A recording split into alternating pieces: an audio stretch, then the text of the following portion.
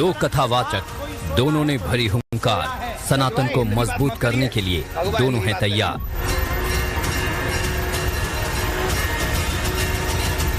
मत आओ कथा में, मत सुनो हमारे प्रवचन।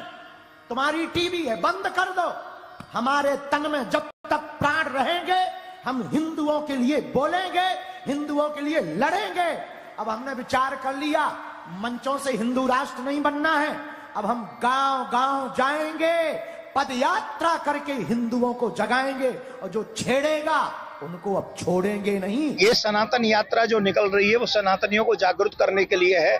हमारी धरती पर हमारा ही अपमान, हमारी धरती पे हमारे भगवान का अपमान, हमारी धरती पे हमारी बहन बेटियों का अपमान, हमारी धरती पे हमारी भावनाओं का अपमान, हमारी धरती पे हमारी पूजा पद्धति वेद पाठ का अपमान, ये सब जो हो रहा है इसको बदलने की आवश्यकता है।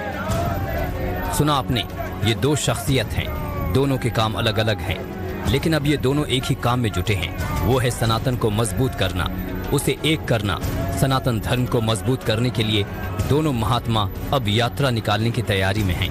देवकीनंदन ठाकुर दिल्ली चलो का नारा दे रहे हैं, तो वहीं बाबा बागेश्वर धाम अब गांव की ओर प्रस्थान करने की तैयारी में हैं। कथा का उद्देश्य सिर्फ इतना है, भारत के हिंदू जात पात में न बट करके हिंदू एक होवे एवं पिछड़े और बिछड़े लोगों को आगे आने का मौका मिले, राष्ट्र समृद्ध होवे, और साथ ही साथ आध्यात्मिकता का प्रचार इसलिए प्रचुर मात्रा में होवे ताकि वर्तमान में जो काटने की पद्धति का नारा दिया जा रहा है, वर्तमान में जो काफिर कह करके एवं हमारे देवस्थानों को बार बार प्रदूषित किया जाता, हमारे सनातनी त्योहारों पर बार बार उंगली उठाई जाती है, उनको ठीक से समझ में आ जावे और हिंदू राष्ट्र घोषित हो जावे। रक्षा करने की आवश्यकता सबको है और ये केवल संघ का दायित्व नहीं है। भारत में रहने वाले प्रत्येक व्यक्ति का यह अधिकार है, संवैधानिक अधिकार है कि हमें अपने उसूलों की, अपनी संस्कृति की, अपनी खुद की, अपने परिवार की रक्षा करना है।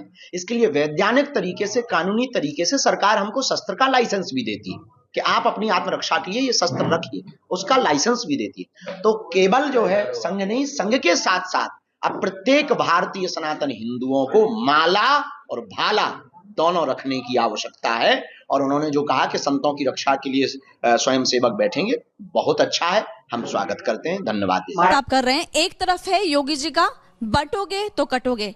अब आपने अखिलेश यादव की खबर सुनी है, वो वाला कि जुड़ोगे तो जीतोगे।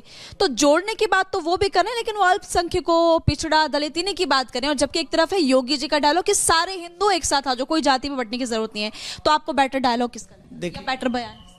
डायलॉग तो मैं दोनों का नहीं कहूँगा, ये दोनों ही देखो इस समय पॉलिटिक्स में है और वो उनका अपना अपना मत है।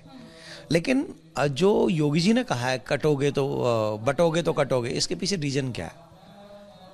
हम जब जब बटे हैं, अंग्रेजों ने भी तो बांटा हमको, अब मुगलों ने बांटा, राजाओं के आपस में लड़ाई करवा करबू के वो अपने ये इतिहास रहा है हमारा। अगर उस इतिहास को हम बदलना चाहते हैं तो बहुत ज़्यादा ज़रूरी है कि हम एकजुट रहें, एक साथ रहें। 16 तारीख को इकट्ठे हों, अपनी पावर दिखाएं, अपनी शक्ति दिखाएं। दिल्ली में इतनी शक्ति दिखाएं कि देश ही नहीं विदेश वाले भी कहे कि हिंदुओं को छेड़ने का नहीं।